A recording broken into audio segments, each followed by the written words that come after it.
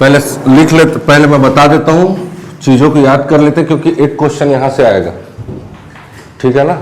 आज के क्लास से आपके एग्जाम में एक क्वेश्चन आने वाला है, ठीक है। चलो थोड़ा सा ध्यान देते हैं। हम लोग को आज शुरू करना है, सोमवंश के बारे में पढ़ना है। कौन सा वंश?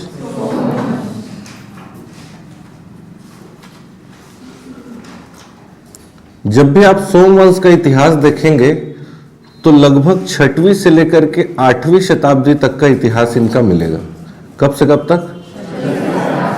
ठीक है। कौन से वंश की बात कर रहे हैं? तो अगर हम थोड़ा सा मैप के अकॉर्डिंग अगर देखें तो ये वाला इलाका मैकल पर्वत श्रेणी है, ठीक है। तो जो मैकल पर्वत श्रेणी वाले क्षेत्र में रहने वाला जो वंश है सोमवंश, उसको क्या बोलेंगे? मैकल के सोमवंश बोलेंगे, ठीक। क्या बोलेंगे? सोमवंश आपको अलग अलग जगह मिलेंगे। जिन जिन जगहों पर उनका निवास है, उनके निवास के आधार पर उनका नाम है। अगर मैकल क्षेत्र में रह रहे हैं तो उसका नाम मैकल के सोमवंश। कुछ सोमवंश उत्कल क्षेत्र में रहेंगे। उत्कल या आज का क्या है, वो क्या कहलाएंगे? उड़ीसा के सोमवंश कहलाएंगे, ठीक। समझ में आ रहा है? एक रहेंगे कांकेर में, तो वो क्या कहलाएंगे? कांकेर के सोमवंश कहलाएंगे। और एक आपका महासमुंद के सिरपुर में, ये क्या कहलाएंगे? सिरपुर के। तो मेंस में अभी पिछली बार मेंस में क्वेश्चन आया था कि सोमवंश के बारे में विस्तृत रूप से वर्णन करिए। तो आपको किसी एक सोमवंश के बारे में नहीं, सभी सोमवंश के बारे में लिखना पड़ेगा जब आप लोग मेंस लिखोगे। तो समझ में आ रहा है? ठीक है। तो कौन कौन सा सोमवंश है भाई? एक तो मैकल के सोमवंश है, मैकल क्षेत्र में रहने वाले। कांकेर के सोमवंश है, कांकेर क्षेत्र में रहने वाले। उड़ीसा या उत्कल में रहने वाले सोमवंश, और ठीक है, याद रहेगा। इस सब क्षेत्र आपको याद रख ले। कहां कहां? तो ऊपर सबसे पहले मैकल, नीचे कांकेर, इधर उत्कल और नीचे सिरपुर, ठीक है। 4 जगह आपको क्या मिलेगा? सोमवंश, ठीक। अब हम आज आपके एग्जाम में जो आने वाला है वो आएगा सिरपुर के सोमवंश के बारे में। सिरपुर के सोमवंश, ठीक। ये जो सिरपुर का जो सोमवंश है, इसे ही छत्तीसगढ़ में पांडु वंश के नाम से भी जानते हैं, ठीक। तो सोमवंश, सिरपुर का सोमवंश और पांडु वंश एक ही है। याद रहेगा? याद रखना है इसको, ठीक है, ठीक है। तो पांडु वंश का भी यदि इतिहास आपको पूछा जाए तो 6वीं से लेकर के 8वीं शताब्दी इसको लेना है, ठीक, ठीक है। जब इस पांडु वंश के इतिहास की जानकारी लेना जब प्रारंभ किया गया तो उदयन नाम के एक व्यक्ति का पता चला है, ठीक। इस उदयन नाम का जो व्यक्ति पता चला है, इसके बारे में, इसके शासन के बारे में कोई जानकारी नहीं है, लेकिन एक अभिलेख मिला है कालिंजर से। कालिंजर कहाँ है भाई? यूपी में, ठीक है। कालिंजर शिलालेख है ये। इस कालिंजर शिलालेख में इसके नाम का वर्णन है, ठीक। और जब इस कालिंजर शिलालेख में जब देखा गया, जब वंशावली दिया है, तो इस वंशावली में सबसे ऊपर इसका नाम है, मतलब ये पहले पैदा हुआ होगा। समझ में आ रहा है? तो इतिहासकारों ने इसे पांडु वंश का आदि पुरुष कहा है। क्या कहा है? याद रखना है। यदि आपको पूछा जाए पांडु वंश का आदि पुरुष, तो क्या याद रखना है? उदयन का नाम याद रखना है। याद रहेगा? याद रहेगा? मतलब जब भी आप पांडु वंश पढ़ना शुरू करेंगे, मतलब सबसे पहले उदयन को ही याद रखना है। किसको? उदयन कौन है? पांडु वंश का आदि पुरुष, ठीक। उदयन के बाद हमें उस शिलालेख में नाम मिलता है इंद्रबल का। ठीक, तो जो इंद्रबल का जब नाम मिलता है तो इतिहासकारों का यह मानना है कि जो इंद्रबल है वो उदयन का क्या पुत्र रहा होगा। ठीक है, तो उदयन का पुत्र कौन हो गया? इंद्रबल के बारे में याद रखना है।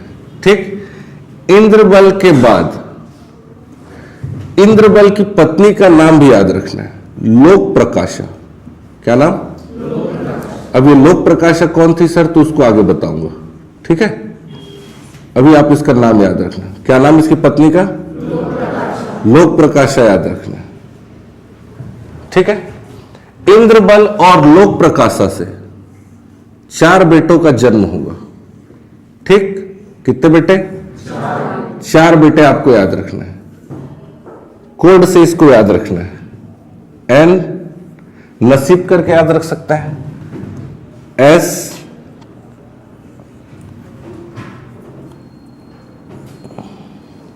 आई और बी। ठीक है, नसीब करके याद रख सकते हैं, याद रहेगा। न से आ जाएगा नन्नराज प्रथम। क्या नाम? याद रखना है, न से नन्नराज प्रथम। ये नन्नराज प्रथम इसका सबसे बड़ा बेटा। किसका? इंद्रबल और लोक प्रकाशा का। नन्नराज के बाद आ जाएगा सूरबल। क्या नाम? याद रखना है इसको। ठीक, उसके बाद आ जाएगा ईशान देव। क्या नाम?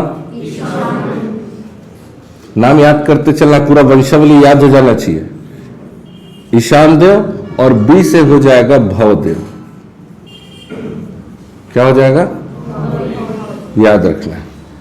ठीक है, सबसे पहले उदयन, फिर इंद्रबल, इंद्रबल की पत्नी लोक प्रकाशा, उसके बाद उसके 4 बेटे नन्नराज, सूरबल, ईशान देव और भवदेव याद रखना है। बड़ा बेटा राजा बना। ठीक है, तो राजा को ही पढ़ा जाता है, सामान्य लोग हो गए, इन लोग आम आदमी हो गए। नन्नराज के फिर आपको मिलेंगे 2 बेटे। इसके पत्नी के बारे में जानकारी नहीं है इतिहास में। नन्नराज प्रथम का बेटा हो जाएगा महाशिव तिवर्देव।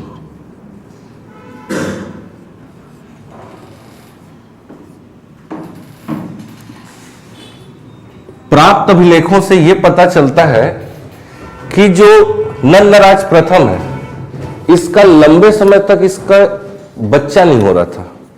ठीक, तो इसने क्या किया? महाशिव तिवर्देव को गोद लिया। यह उसका सगा बेटा नहीं था। ठीक, कुछ सालों बाद फिर नन्नराज प्रथम को एक पुत्र का प्राप्ति हुआ, जिसका नाम उसने रखा चंद्रगुप्त। तो दोनों चचेरे भाई आपको याद रखना। यह बहुत लंबे समय के बाद पैदा हो रहा है, उम्र में इससे बहुत ज्यादा छोटा है। समझ में आ रहा है? उम्र में ये बहुत छोटा है। क्यों बोल रहे हो सर? तो आगे पता चलेगा। ठीक, महाशिव तिवर्देव राजा बनेगा क्योंकि बड़ा भाई है। इसका बेटा हो जाएगा। अब ये क्या है? अब इसको गोद लिया है। कौन गोद लिया है? नन्नराज प्रथम। ठीक, गोद लिया है, पाला है, राजा बना दिया है। तो आभार व्यक्त कर रहे हैं अपने पिताजी का। अपने पिताजी के नाम पर अपने बेटे का नाम क्या रख रहा है? नन्नराज द्वितीय हो जाएगा। समझ में आ रहा है? नन्नराज द्वितीय। अब ये नन्नराज द्वितीय का कोई भी संतान नहीं हुआ, कोई भी पुत्र नहीं हुआ इसका। तब ये पुत्र नहीं, ये जवान है, छोटा है। समझ में आ रहा है? भले रिश्ते में इसका क्या लगेगा? भले रिश्ते में क्या लगेगा जी? चाचा लगेगा। लेकिन राजा बन सकता है कि नहीं बन सकता? तो राजा कौन बनेगा? चाचा। तो आज के बाद क्या बोलना है? चाचा चंद्रगुप्त को याद रखना है। याद रहेगा? चाचा चंद्रगुप्त राजा बनेंगे। ठीक, चाचा चंद्रगुप्त के बाद हर्षगुप्त शासक बनेंगे। इसका नाम सुने होंगे, हर्षगुप्त का नाम आएगा। ठीक, क्या नाम? हर्षगुप्त के बाद, अच्छा, हर्षगुप्त की पत्नी का नाम याद रखना है।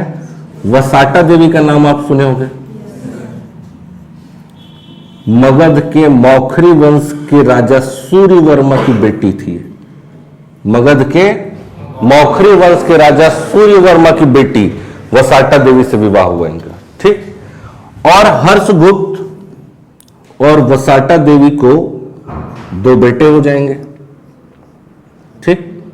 एक बेटा हो जाएगा महाशिवगुप्त बालार्जुन, नाम सुने होंगे, क्या नाम?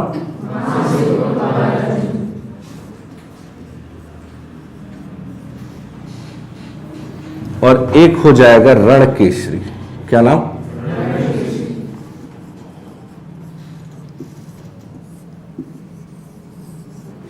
याद रखना है इनको। हर्षगुप्त की मृत्यु के बाद महाशिवगुप्त बालार्जुन शासक बनेंगे और कहीं कहीं अभिलेखों में इस बालार्जुन के पुत्र का नाम भी मिलता है शिवनंदी। क्या नाम? शिवनंदी का नाम आपको याद रखना है। कहीं कहीं अभिलेखों में है, कहीं कहीं नहीं है, ठीक है। तो इतना ये वंशावली आपको याद रखना है। सबसे पहले उदयन, फिर इंद्रबल, फिर नसीब याद रखना है, नन्नराज, सुरबल, ईशानदेव और भवदेव। नन्नराज राजा बनेगा, राजा को ही पढ़ेंगे तो नन्नराज के बाद उसके 2 बेटे महाशिव तिवरदेव और चंद्रगुप्त। महाशिव तिवरदेव को गोद लिया गया था, चंद्रगुप्त छोटा था। महाशिव तिवरदेव के बाद उस अपने पिताजी के नाम पर इसने अपने बेटे का नाम रख दिया तो नन्नराज द्वितीय। इसका कोई संतान नहीं था तो चाचा चंद्रगुप्त उसके शासक बनेंगे और चंद्रगुप्त के बाद हर्षगुप्त और हर्षगुप्त के बाद हर्षगुप्त की पत्नी वसाटा देवी। वसाटा देवी से 2 बेटे महाशिवगुप्त बालार्जुन और रणकेसरी। महाशिवगुप्त बालार्जुन के बाद कौन राजा बनेगा? शिवनंदी।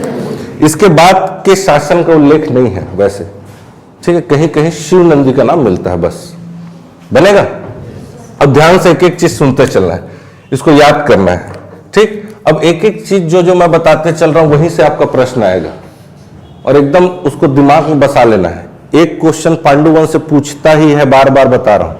मेंस में भी बार बार पांडुवंश से क्वेश्चन आ रहे हैं, समझ में आ रहा है ना। सोमवंश बोलेगा तो पांडुवंश बोलेगा, कब से कब तक? तो हम लोग कौन से वंश, कहां के पांडुवंश के बारे में पढ़ रहे हैं? सिरपुर। मतलब ये जो पांडुवंश है, अगर इसकी राजधानी पूछा जाए तो आपको सिरपुर लेना है, ठीक है। अगर आपको ये पूछा जाए कि इंद्रबल किस क्षेत्र पर रह करके शासन कर रहे तो सिरपुर आपको याद रखना है। कहीं कहीं श्रीपुर भी लिखा रहेगा, ठीक है। अब देखो ध्यान से एक एक चीज याद करते चलना है। सबसे पहले हम लोग थोड़ा सा पांडुवंश के बारे में जान लेते हैं। ये जो पांडुवंश है मुख्य रूप से वैष्णव धर्म को मानते थे। किसको? याद रखना है, ठीक। अगर आपको पूछा जाए कि पांडुवंश या सोमवंश के शासक किस धर्म के अनुयायी थे तो वैष्णव धर्म आपको याद रखना बनेगा। परम भागवत की उपाधि धारण करते थे। किसकी?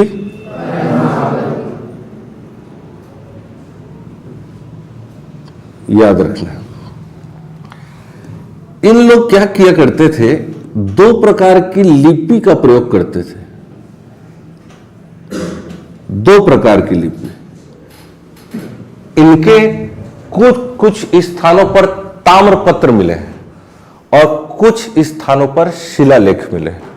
अधिकतर जो मिले हैं वो शिलालेख हैं। अधिकतर जो मिले हैं वो शिलालेख है, याद रखना है। तो इन लोग क्या करते थे? जो ताम्रपत्र हुआ करता था, ठीक, उसमें पेटिका शीर्ष लिपि का प्रयोग करते थे। किसका? पेटिका शीर्ष लिपि। याद रखना, लिपि का मतलब होता है जो लिखने की कला को लिपि कहा जाता है। जैसे मैं अभी जो हिंदी लिख रहा हूं वो देवनागरी लिपि है, समझ में आ रहा है ना। उसी प्रकार उन लोग पेटिका शीर्ष लिपि का प्रयोग ताम्रपत्र में और शिलालेखों में। किसमें? किलाक्षर लिपि का प्रयोग करते थे। याद रखना, ठीक। ताम्रपत्र पर पेटिका शीर्ष लिपि और शिलालेखों में किलाक्षर लिपि का विशेष रूप से प्रयोग देखा गया है। समझ में आ रहा है? उदयन का जो जानकारी मिला है वो कालिंजर शिलालेख है। इस शिलालेख से ही ये जानकारी मिला है कि ये इस वंश का आदि पुरुष। याद रहेगा? याद रहेगा जी? याद रखते चल रहा है। फिर इंद्रबल राजा बनेगा। इंद्रबल ने क्या किया था भाई, आपको बताया था। इसके बारे में सबसे पहला जानकारी कंवाताल नाम के शिलालेख से हुआ है। ठीक, कंवाताल शिलालेख से यह जानकारी मिला है कि इंद्रबल जो है शरभपुरी वंश के राजा, याद आ रहा है? शरभपुरी वंश के राजा सुदेवराज या महासुदेवराज, महासुदेवराज का ये क्या था? सामंत था। याद आ रहा है?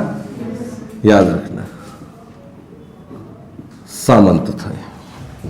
ठीक, याद करते चलना है। कंवाताल शिलालेख से हमें यह जानकारी मिल रही है कि इंद्रबल शरभपुरी वंश के राजा महासुदेवराज या सुदेवराज का सामंत था। इसने क्या किया, याद करिए। सुदेवराज जब शासक था तो सुरबल ने इस पर आक्रमण किया था। ठीक, जिसे हराने में विशेष रूप से प्रवर राज ने इसकी सहायता की थी। किसकी? सुदेवराज की। सुदेवराज जब शासक था तो सुरबल ने उस पर आक्रमण किया था। ठीक, सुरबल के आक्रमण को खत्म कौन किया था? तो महाप्रवर राज, जिसका बदला लेने के लिए इंद्रबल ने उसको मारा और वहां पांडुवंश की नींव रखी। ऐसा इतिहास में कहीं कहीं जानकारी है। ठीक है, इंद्रबल को ही पांडुवंश का वास्तविक संस्थापक बोलेंगे। याद रहेगा? पांडुवंश का, इसी ने शरभपुरी वंश को समाप्त किया और सिरपुर को या सिरपुर में एक नए वंश की स्थापना की, जिसको पांडुवंश या सोमवंश के नाम से जाना जाएगा, विशेष रूप से पांडुवंश। ठीक है, तो इंद्रबल को वास्तविक संस्थापक लेना है पांडुवंश का। शरभपुरी वंश के राजा महाप्रवर राज की हत्या कर इसने सिरपुर में पांडुवंश की नींव रखी। याद रहेगा? याद रहेगा? याद रखना है। और ये शरभपुरी वंश के राजा सुदेवराज का सामंत था। ये जो इसने लोक प्रकाशा से विवाह किया था। ठीक, शरभपुरी वंश में मैं एक राजा आपको बताया था, शरभपुरी वंश। इस शरभपुरी वंश में एक राजा का नाम मैंने आपको बताया था, राजा नरेंद्र। याद आ रहा है? शरभराज के बाद नरेंद्र हम पढ़े थे। इस नरेंद्र की वो बहन थी। नरेंद्र की बहन कौन थी? लोक प्रकाशा। उसी से ये इंद्रबल विवाह किया था। याद रहेगा? तो ये लोक प्रकाशा शरभपुरी वंश की रानी थी या राजकुमारी थी और नरेंद्र की वो बहन थी। याद रखना, ठीक है। इंद्रबल के बारे में खरौद से एक अभिलेख मिला है, खरौद शिलालेख।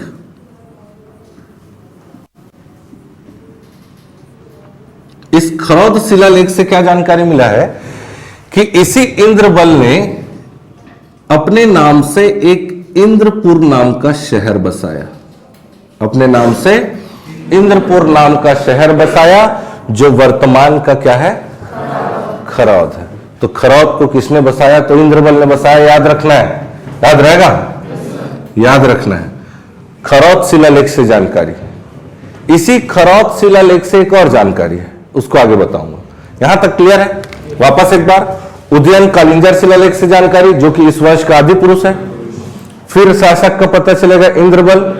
इंद्रबल इस वंश का वास्तविक संस्थापक। ठीक, शरभपुरी वंश के राजा महाप्रवर राज की हत्या करेगा और सिरपुर में पांडु वंश की नींव रखेगा। ठीक है, जानकारी कंवाताल अभिलेख से याद रखना है। कंवाताल अभिलेख से ही हमको पता चला है कि वो महासुदेवराज या सुदेवराज का सामंत था। ठीक है, पांडु वंश का वास्तविक संस्थापक। शरभपुरी वंश के राजा नरेंद्र की बहन लोक प्रकाशा से विवाह करेगा। ठीक है, खरौद से प्राप्त शिलालेख से हमें यह जानकारी मिली है कि इसी ने उस खरौद नाम के शहर को बसाया अपने नाम से, जिसका नाम इंद्रपुर। या खरौद का प्राचीन नाम भी पूछा जाए तो इंद्रपुर याद रखना। जिला कौन सा? जांजगीर चांपा। जांजगीर चांपा में है ना खरौद। ठीक है, बनेगा। फिर देखो, इंद्रबल के बाद इसके 4 बेटे, ठीक है, नंदराज, सुरबल, ईशान देव और भवदेव को याद रखना है।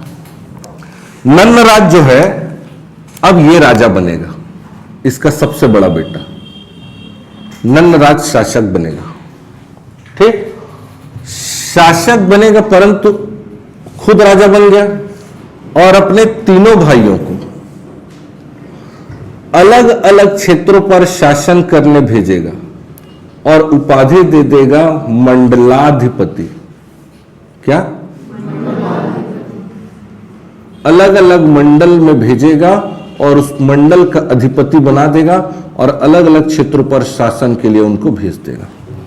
लेकिन मुख्य रूप से जो नियंत्रण अपने हाथ में रखे, किसके हाथ में रहेगा? तो नंदराज प्रथम बनेगा। एकमात्र ताम्रपत्र नंदराज प्रथम का हमें मिला है अड़भार। कहा है भाई अड़भार? भूल जाते हो ना, वही तो बात है। जांजगीर चांपा। अड़भार कहाँ है? जांजगीर चांपा जिले में। ठीक है, अब नवीनतम उसको देख लेना, जांजगीर चांपा की शक्ति एक बार। ठीक, नंदराज प्रथम याद रखना है। अड़भार से प्राप्त शिलालेख से हमें अड़भार शिलालेख है याद रखना है। अड़भार क्या है? शिलालेख है।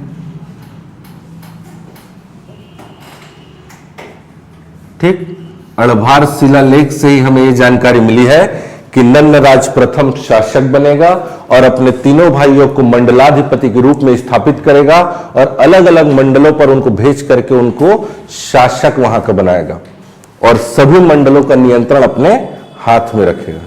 समझ में आ रहा है? याद रखना है। बनेगा? बनेगा? याद रखना है। उसके बाद आ जाएंगे सुरबल। सुरबल के बारे में आपको मैं बताया कि यही वो राजा है जिसने किसके ऊपर? सुदेव राज के ऊपर आक्रमण किया था। ठीक है, इसके बाद आ जाते हैं ईशान देव। खरौद शिलालेख के अनुसार, एक एक शिलालेख के बारे में याद रखना है ना आपको, किस शिलालेख से क्या जानकारी मिली है, कभी पूछता है, ये कंफ्यूज कर सकता है आपको। इसलिए बारीकी से चीजों को बता रहा हूं, तो बारीकी से ही चीजों को पढ़ना है।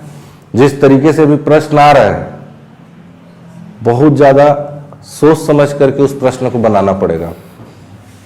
समझ में आ रहा है? खरौद शिलालेख में एक तो क्या पता चला कि उसको किसने बसाया? इंद्रबल ने खरौद को बसाया। और उसी शिलालेख में से हमें यह जानकारी मिली है कि उसने, इसी ने, ईशान देव ने खरौद में लक्ष्मणेश्वर महादेव मंदिर का निर्माण किया। याद आ रहा है? याद है, लक्ष्मणेश्वर महादेव मंदिर। जिस प्रकार से आप काशी चले जाएंगे, काशी विश्वनाथ जिसका जीर्णोद्धार मोदी जी ने कर दिया है, अगर आप काशी जाएंगे तो वहां ऐसा बताया जाता है, इतिहास में उल्लेख है कि रामायण काल में लक्ष्मण जी के द्वारा एक शिवलिंग की स्थापना की गई थी शिव जी की तपस्या करने के लिए। ठीक है, और उन्हीं लक्ष्मण के नाम पर वहां का भी जो काशी में आपको लक्ष्मणेश्वर महादेव मंदिर मिलेगा। ठीक है, शिव जी का मंदिर है वहां भी। किसने स्थापित किया था उसको? लक्ष्मण ने। उस शिवलिंग को भी आप देखोगे तो लगभग छोटे छोटे उसमें छेद हैं, लाखों छेद हैं उसमें। ठीक है, अब यहां भी शिवलिंग रहा होगा। रामायण काल जब आप पढ़ेंगे छत्तीसगढ़ का, तो उसमें भी कहीं कहीं लोगों का ऐसा कहना है, जनश्रुति ऐसी है कि छत्तीसगढ़ में भी खरौद में जो लक्ष्मणेश्वर महादेव बना है, वहां जो शिवलिंग स्थापित है उसे भी लक्ष्मण ने ही स्थापित किया है, क्योंकि दोनों शिवलिंग में बहुत ज्यादा समानता है। तो लगभग एक ही काल में इसका निर्माण हुआ है ऐसा मानते हैं, और लक्ष्मण ने ही इनको स्थापित किया ऐसा बताते हैं, क्योंकि लक्ष्मण जी छत्तीसगढ़ आए थे, राम के साथ आए थे ना जी। ठीक है, तो याद रखना है, इस लक्ष्मणेश्वर महादेव मंदिर को बनाया किसने? शिवलिंग पहले से रहा होगा, मंदिर कौन बनवा रहा है? ईशान देव को याद रखना। पांडुवंश का राजा ईशान देव। खरौत शिलालेख से बकायदा जानकारी है उसमें। चूंकि उस शिवलिंग में चावल की भांति लाखों छेद हैं, चावल के छोटे छोटे कणों के समान लाखों छेद है, इसीलिए छत्तीसगढ़ में इसे लाखा चाउर मंदिर के नाम से भी जानते हैं। कई लोग ऐसा भी बोलते हैं कि यहां जब भी चावल चढ़ाया जाता है तो लाखों की संख्या में चढ़ाया जाता है, इसलिए भी लाखा चाउर मंदिर बोलते हैं, ऐसा भी लोगों में मान्यता है। ठीक है, तो लाखा चाउर मंदिर या लक्ष्मणेश्वर महादेव मंदिर को कौन बनवा देगा? याद रहेगा? याद रहेगा जी, याद रखना है उसको। लाखा चाउर मंदिर या लक्ष्मणेश्वर महादेव मंदिर आपको याद रखना है। खरौत को बसाएगा इंद्रबल, लेकिन वहां मंदिर बनवाएगा कौन? उसका बेटा ईशान देव। जानकारी है खरौत शिलालेख में, याद रखना है उसको, बनेगा। उसके बाद भवदेव नाम का है उसका बेटा, ठीक है। भांदक करके एक शिलालेख मिला है आपको, मैं बताया ना, चारों अलग अलग जगह पर इनको भेजा गया शासन के लिए। समझ आ रहा है ना? तो अलग अलग जगहों पर इनके शिलालेख मिले हैं। भांदक नाम के स्थान पर शिलालेख मिला है। इस शिलालेख में लिखा है बकायदा भवदेव रणकेसरी। क्या लिखा है? इतिहासकारों का ऐसा मानना है कि यही वो भवदेव होगा जो इंद्रबल का बेटा है। भांदक शिलालेख से किसकी जानकारी मिली है? तो भवदेव की जानकारी मिली। क्या लिखा है उसमें? भवदेव रणकेसरी। याद रखना है, बनेगा। तो ये चारों याद रहेंगे, ठीक। नंदराज शासक बना, शासक बना, इसकी जानकारी अड़भार के शिलालेख से, ठीक। शेष तीनों भाइयों को मंडलाधिपति के रूप में स्थापित करेगा, अलग अलग क्षेत्रों पर शासन करने के लिए भेजेगा, लेकिन मुख्य नियंत्रण अपने हाथ में रखेगा, ठीक है। सुरबल किसके? सुदेवराज के ऊपर आक्रमण किया था, ठीक, वही वो सुरबल है। ईशान देव, खरौत शिलालेख से जानकारी मिलती है कि इसी ने खरौत में लक्ष्मणेश्वर महादेव मंदिर या लाखा चाउर मंदिर को बनवाया है। भवदेव, भांदक शिलालेख से जानकारी मिली है कि इसका नाम मिला है भवदेव रणकेसरी, लिखा है उसमें, बनेगा। उसके बाद मोस्ट इंपॉर्टेंट व्यक्ति, बहुत ज्यादा याद रखने वाला व्यक्ति, प्रश्न आएगा, महाशिव तिवर देव शासक बनेगा, ठीक है। ये क्या करेगा? सिरपुर में रहेगा, सारे पांडु वंश के लोग सिरपुर में रहेंगे, ठीक है। राजधानी ट्रांसफर नहीं होगा इनका, सिरपुर में ही रहेंगे और वहीं रह करके शासन करेंगे। लेकिन जब ये राजा बनेगा, कौन? तो ये सिरपुर पर या दक्षिण कोसल या कोसल क्षेत्र पर तो इसका अधिकार रहेगा ही, साथ ही कोसल के आसपास के क्षेत्र जैसे उत्कल, ठीक है, नीचे आपका राजिम वाला इलाका, राजिम, आपका कोसल, उत्कल, इन सारे क्षेत्रों पर यहां तो शासन रहता ही है, और अन्य क्षेत्रों पर भी इस साम्राज्य का विस्तार करेगा, उड़ीसा तक ले जाएगा साम्राज्य को। समझ में आ रहा है?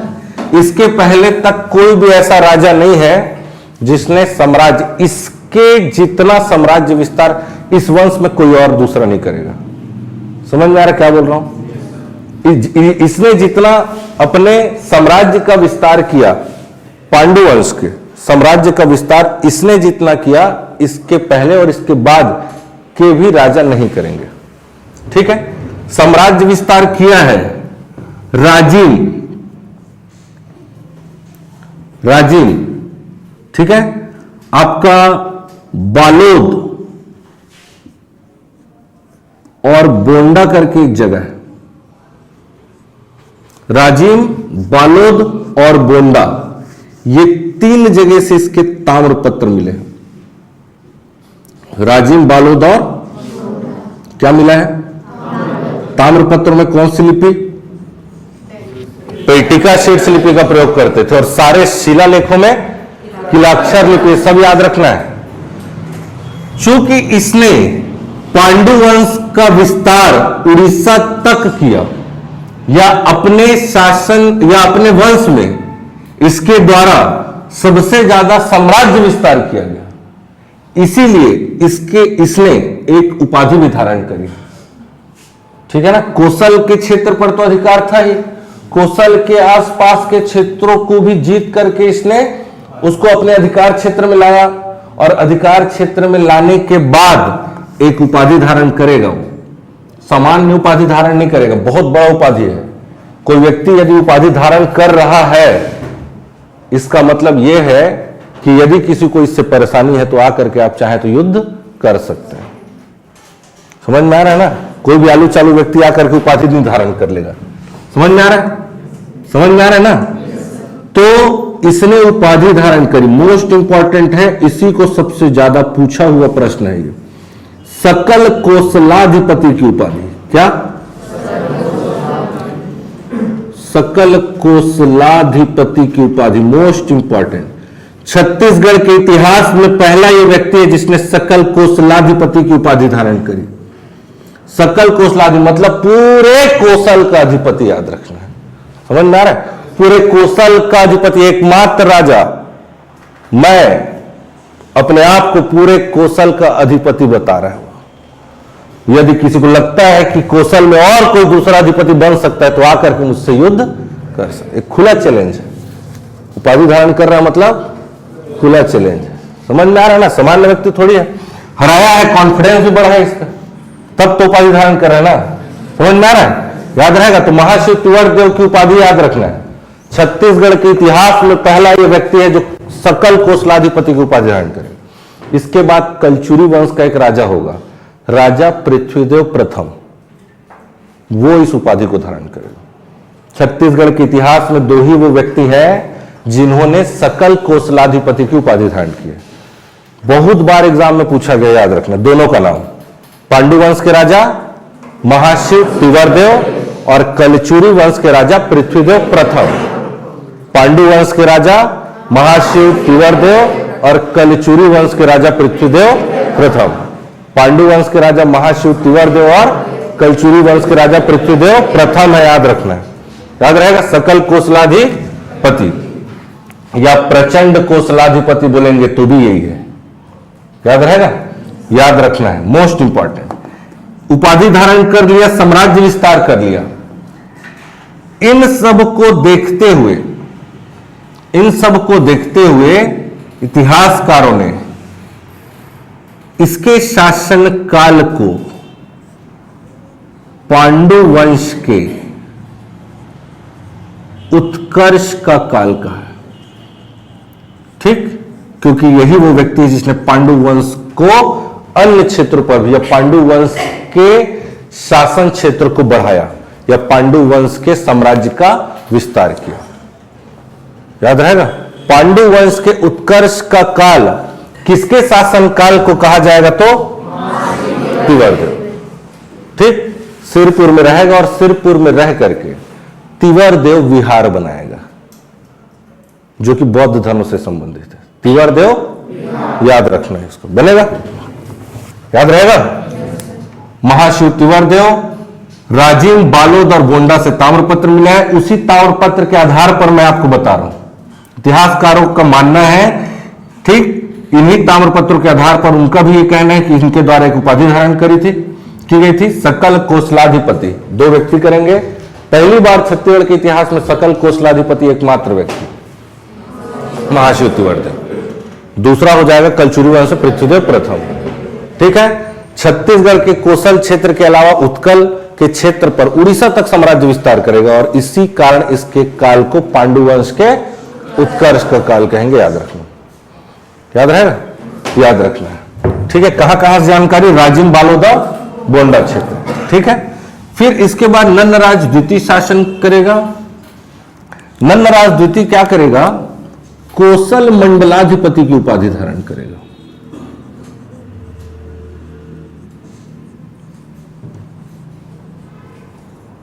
कोसल जांजगीर चांपा के पास से प्राप्त अभिलेख से पता चला है कि इनके द्वारा नंदराज द्वितीय के द्वारा कोसल मंडलाधिपति की उपाधि धारण की गई। यह निसंतान था, जिसके कारण इसका चाचा चंद्रगुप्त शासक बनेंगे। इस चंद्रगुप्त के शासक बनने का वर्णन सिरपुर शिलालेख में है। सिरपुर शिलालेख से हमें जानकारी मिलेगी कि ये जो चंद्रगुप्त है वो नंदराज द्वितीय के बाद राजा बना। याद रहेगा? याद रहेगा जी। चंद्रगुप्त अल्पकालीन शासक था, उसके बाद हर्षगुप्त शासक बनेगा। कोई भी और अन्य राजा किसी भी प्रकार का साम्राज्य विस्तार नहीं किया है, न तो युद्ध लड़ा है, न तो किसी प्रकार का कोई स्थापत्य कला बनाए गए। ठीक है ना? बनेगा, कोई भी इतिहास में जानकारी ही नहीं है। ठीक, फिर आ जाएगा हर्षगुप्त। हर्षगुप्त मगध के मौखरी वंश के राजा, याद रखना। मगध जान रहे हो ना?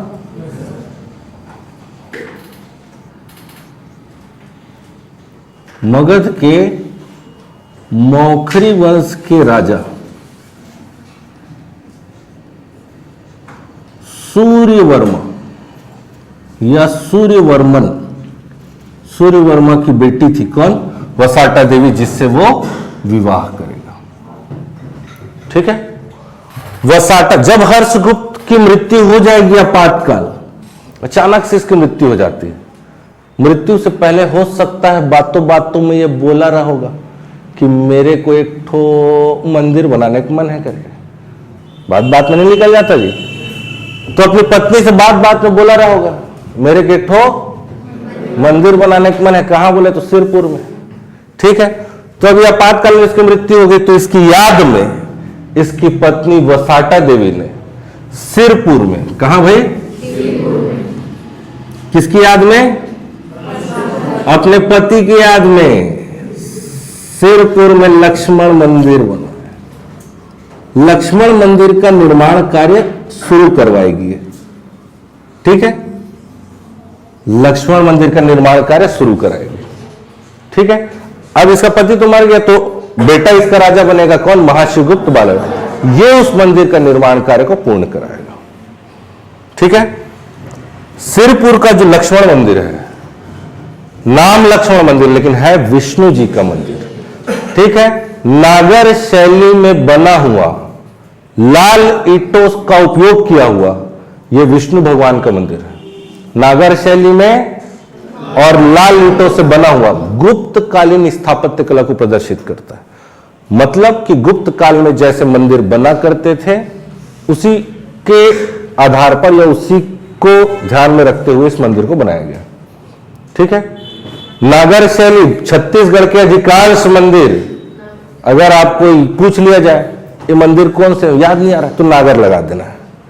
एक तो पंचायतन बताया हूं राजीव लोचन वाले, बाकी लगभग सारे मंदिर यदि आपको पूछ लिया जाए याद नहीं आ रहा है तो क्या लगाना है? अधिकांश मंदिर नागर शैली में। नागर शैली कैसे होता है बताया ना? शैली के चारों दिशा में चारों द्वार होते हैं, चारों साइड से उसमें इंटर कर सकते हैं, और मुख्य गर्भगृह में भगवान रहेंगे। और इसके गर्भगृह में कौन है? तो लक्ष्मण, विष्णु जी है, विष्णु भगवान का मंदिर है, याद रखना। बनेगा? इसीलिए तो हम ये बोल रहे हैं कि सारे पांडु वंश के लोग किस धर्म को मान रहे हैं, याद रखना। यहीं से बेस निकल करके आए। ठीक है? याद रहेगा? इसके बाद महाशिवगुप्त बालार्जुन राजा बनेगा। कौन? महाशिवगुप्त बालार्जुन शासक बनेगा। बनेगा? पिताजी मर गए जी, तो कौन बनेगा? ठीक है? महाशिवगुप्त बालार्जुन शासक बनेगा, याद रखना।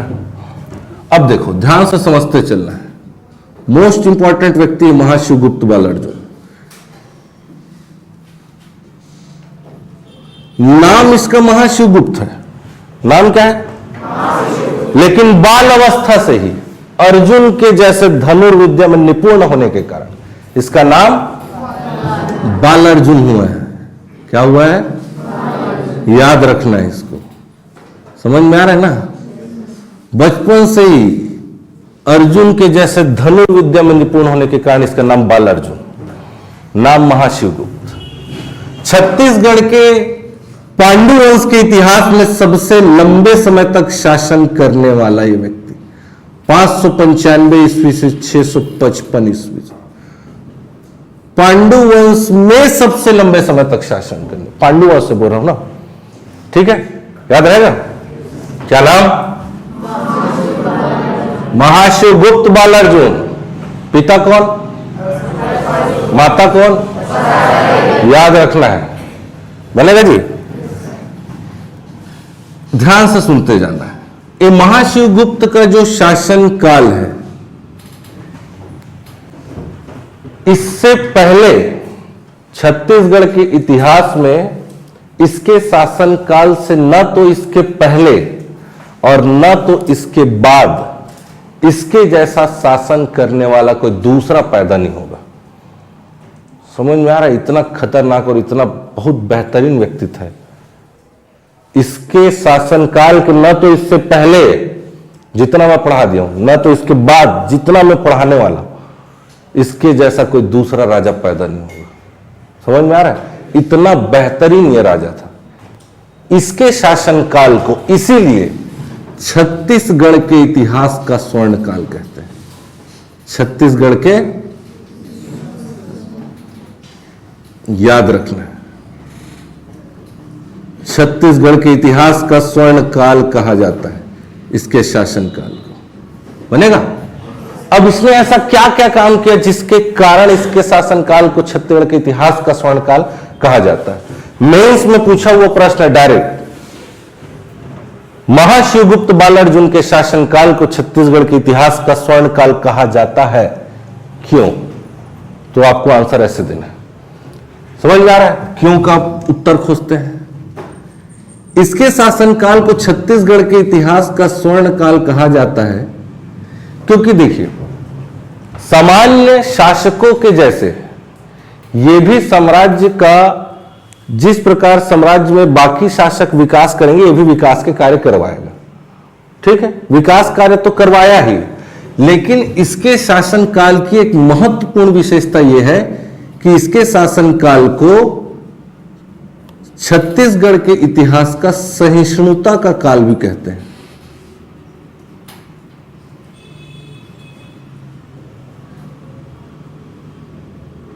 धार्मिक सहिष्णुता का काल। क्या?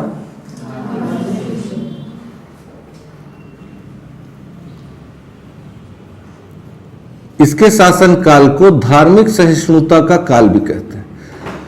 धार्मिक सहिष्णुता का मतलब यह है कि ऐसा शासन काल या उस शासक का शासनकाल या उस राजा के शासनकाल में जितने भी वहां के रहने वाले लोग हैं, उन लोगों के द्वारा जो मानने जाने वाला धर्म है, उन सभी लोगों को यह स्वतंत्रता है कि वो जिस धर्म को चाहे उस धर्म को मान सकते हैं। और ये भी वो स्वयं वो व्यक्ति है जो सभी धर्मों को समान महत्व दिया करता था।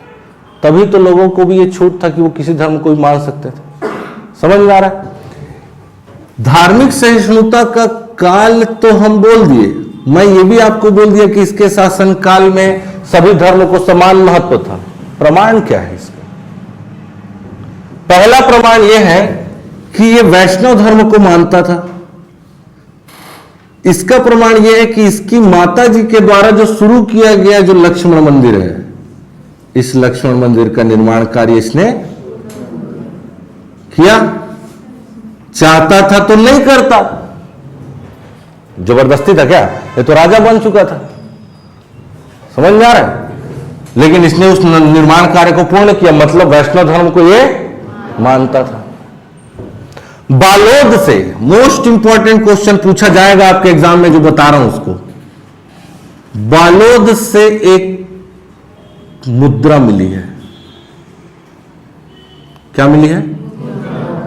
लोचन प्रसाद पांडे का ये कहना है, उन्हीं को मिला है, उन्हीं ने इस पर रिसर्च किया है। इस मुद्रा में गज लक्ष्मी के स्थान पर, इस जो मुद्रा है ना, उसमें गज लक्ष्मी होना चाहिए था, यदि वो वैष्णव को मान रहे हैं तो। ठीक है ना? परंतु इस गज लक्ष्मी के स्थान पर वृषभ मतलब अरे बैल, एक से एक लोग। वृषभ मतलब बैल होता है, जैन बोल रहे हो, ठीक है। और नंदी, नंदी मतलब बैल। त्रिशूल, त्रिशूल मतलब किसका प्रतीक? भगवान शिव का है ना जी। त्रिशूल कौन रखते हैं? बहन, शिव जी रखते हैं। तो गज लक्ष्मी के स्थान पर वृषभ, वृषभ मतलब नंदी या बैल, और त्रिशूल, ये दोनों किसके प्रतीक हैं? शिव के प्रतीक है। ये यदि आपको ये प्रश्न पूछा जाए कि पांडु वंश के लोग किस धर्म को मानते थे, तो आंसर क्या लेना है? वैष्णव। लेकिन यदि ये प्रश्न पूछा जाए कि महाशिवगुप्त बालार्जुन किस धर्म को मानता था या किस धर्म का अनुयायी था, तो शैव लगाना है। ये मुख्य रूप से शैव को मानता था, वरना अपने लक्ष्मी जो है गज लक्ष्मी उसी को रहने देता अपनी मुद्रा में। मुख्य रूप से किस धर्म को मानता था, तो शैव आंसर लगाना है। एक ही बात से हम शैव धर्म नहीं बोल रहे हैं, इसके पीछे और कारण है, बता रहा हूं अभी। एक तो कारण, इसने अपने मुद्रा में गज लक्ष्मी के स्थान पर एक तो वृषभ बनवाया, ठीक है, और दूसरा त्रिशूल बनवाया उसने, ठीक। वृषभ और त्रिशूल जो है वो शिव जी के प्रतीक है, तो ये शैव को मानता था। एक तो प्रमाण, इसने क्या किया, एक उपाधि धारण करी। इस उपाधि में उसने अपने आप को परम महेश्वर कहा, और महेश किसका नाम? समझ में आ रहा है? इसकी जो राज मुद्रा थी, इस राज मुद्रा पर उसने नंदी का अंकन करवाया। नंदी किसका प्रतीक है? तो अब हम क्या ये बोल सकते हैं कि मुख्य रूप से किसको मानता था? शैव को मानता था। लेकिन इसके पूर्वज, लेकिन क्या ये शैव धर्म को नहीं मानता था? ऐसा है क्या? शैव धर्म को भी मानता था, तभी तो लक्ष्मण मंदिर को। लेकिन मुख्य रूप से किसको मान रहा है? तो शैव आंसर लगाना है। नाम में ही इसका शिव है, याद रखना। महाशिव गुप्त, शिव को मानने वाला, ठीक है। इसीलिए तो अपने बेटे का नाम भी क्या रखा है? शिवनंद। समझ में आ रहा है? एक कारण है, ठीक, याद रहेगा। याद रख, गज लक्ष्मी के स्थान पर वृषभ और त्रिशूल, तो बोल दिए शैव। उपाधि परम महेश्वर, बोल दिए शिव। और राज मुद्रा, तो बोल दिए शैव धर्म। याद आ रहा है? याद रखना है। इसी के शासन काल में तो कोई एक और व्यक्ति आया था क्या?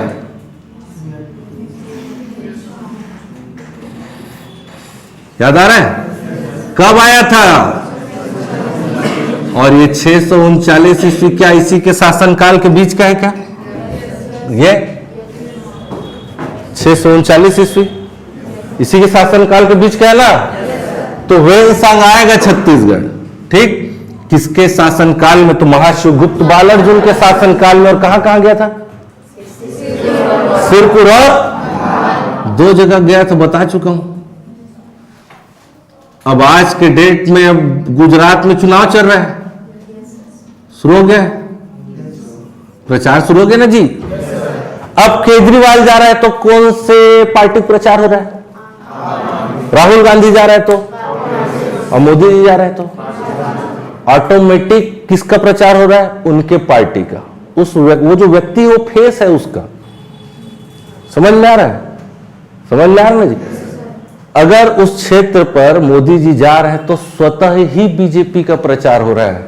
उनको ये बताने की जरूरत नहीं है कि मैं बीजेपी का आदमी हूं करके, वो जनता जान रही है। समझ में आ रहा है?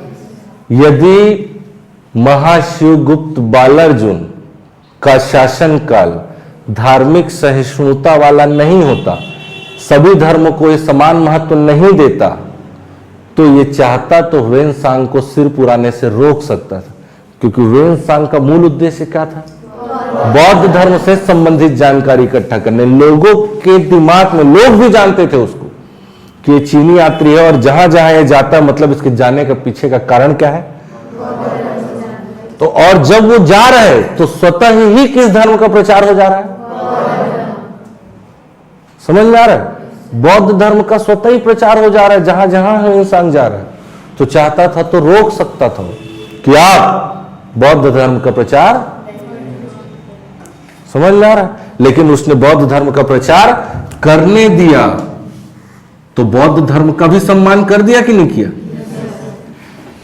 मंदिर बना करके वैष्णव धर्म का कर दिया, उपाधि और ये सब धारण करके, मुद्रा धारण करके उसने शिव का भी सम्मान कर दिया, बौद्ध धर्म का भी सम्मान कर दिया। और अपने शासन काल में रहकर सिरपुर में उन्होंने अनेक जैन मंदिरों का भी निर्माण करवाया है। हालांकि वर्तमान में इसका साक्ष्य नहीं है, लेकिन जैन मंदिरों का निर्माण उन्होंने किया है। ह्वेनसांग की रचना सीयू की, ह्वेनसांग की रचना क्या है, सीयू की।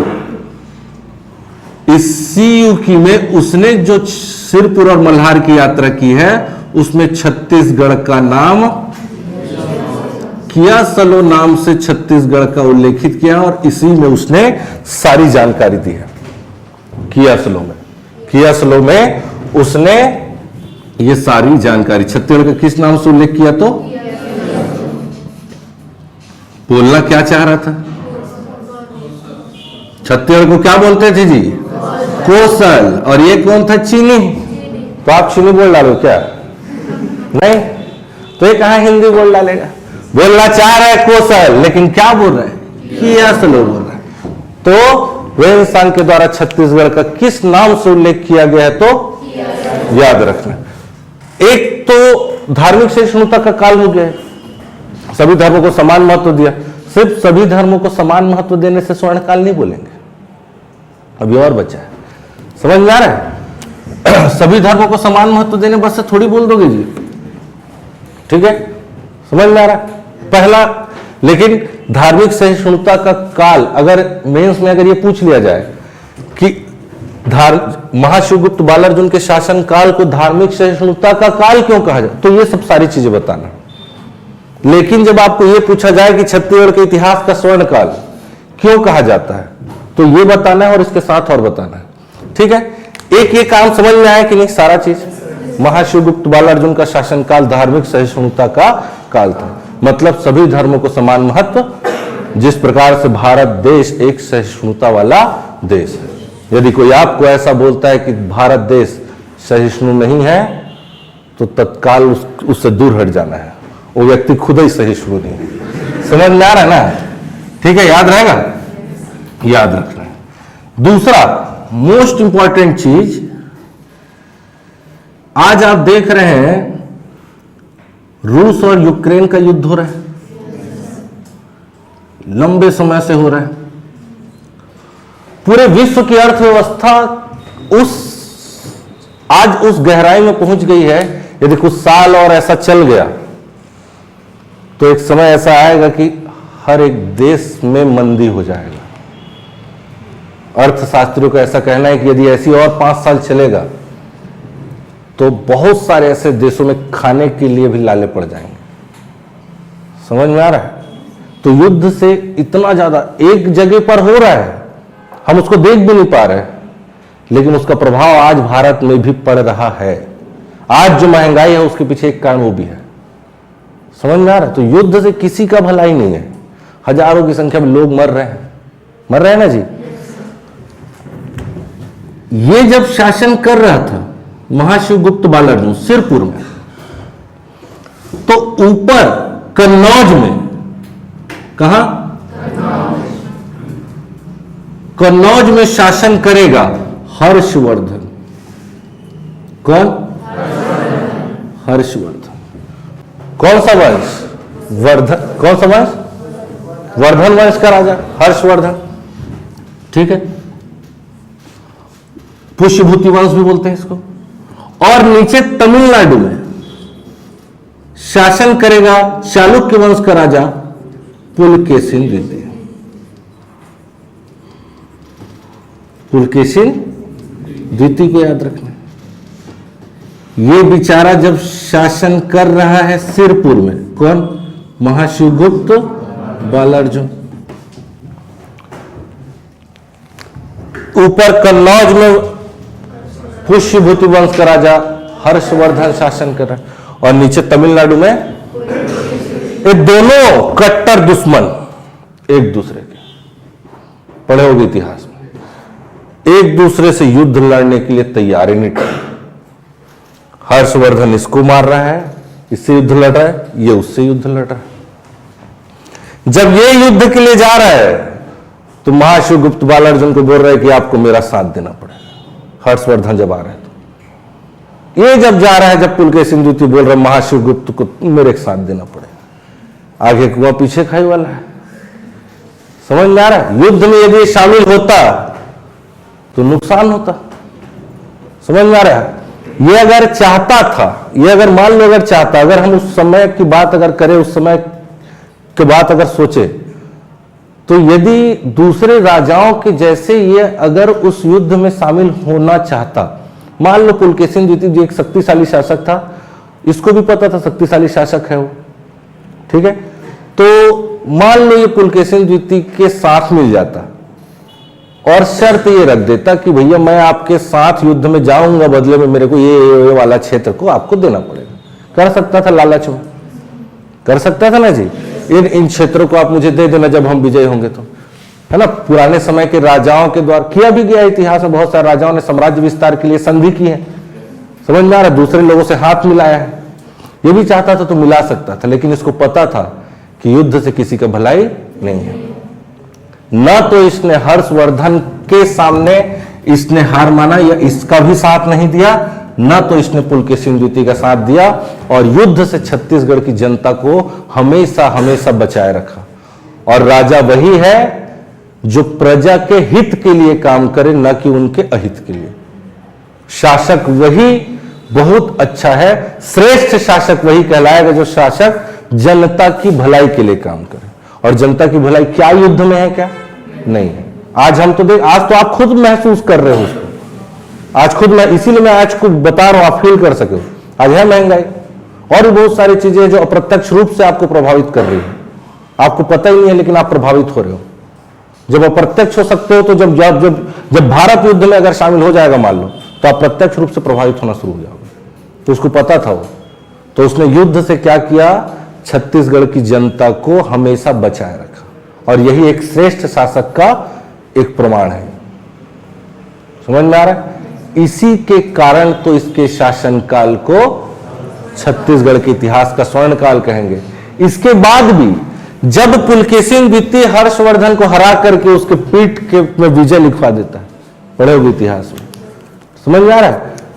तो ये क्या करता है, ये देख लेता है कि पुलकेशिन द्वितीय अब जीत गया है, अब उसको चांस है कि अब हो सकता है कि उसके ऊपर आक्रमण हो जाए, तो स्वतः ही ये उसके अधीन रह करके शासन करना मंजूर कर लेता है। अभी भी वो युद्ध नहीं करता है, छत्तीसगढ़ की जनता को हमेशा बचाए रखता है, और बाकी सामान्य जो विकास के कार्य तो कराता है।